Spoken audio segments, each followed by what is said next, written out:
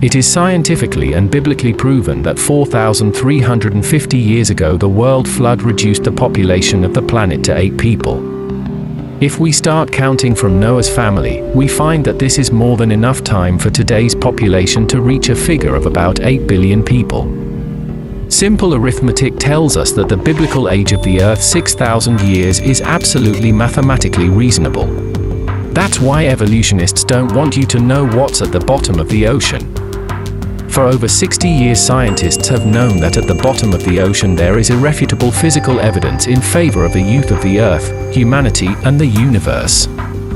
There is an underwater mountain range at the bottom of the ocean.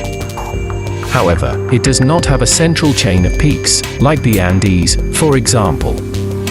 On the contrary, there are 2 parallel ridges separated in the middle by a trench. These are the springs of the Great Deep, the springs of water that cut its way up at the beginning of the flood. The relief globe shows that there is the fissure, which encircles the globe. It ripped off 3 continents and led to the death of people and animals. Only Noah, his family, and the animals taken into the ark survived. The Croatian Christian scientist Andrija Mohorovičić proved scientifically in 1909 that in the bowels of the created Earth, just under the crust of the Earth, there was a layer of water 1.5 kilometers deep. In 1650, from the creation of the world, more than 99% of the water that flooded the planet came from underground. As you dive deeper into the Earth, the temperature of the water rises by an average of 30 degrees Celsius with each kilometer. Deeper, the rate of temperature increase grows, and the temperature at the center of the Earth is estimated at 6,700 degrees Celsius. It is very hot there. If you dive for 6 kilometers, the water temperature will be about 180 degrees Celsius. It's a real pressure cooker.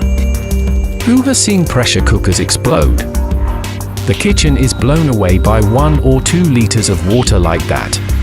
Let's think about what happened at the time of Noah's flood. 1,656 years after the creation of the world, God says, it's time for the flood. It went something like this.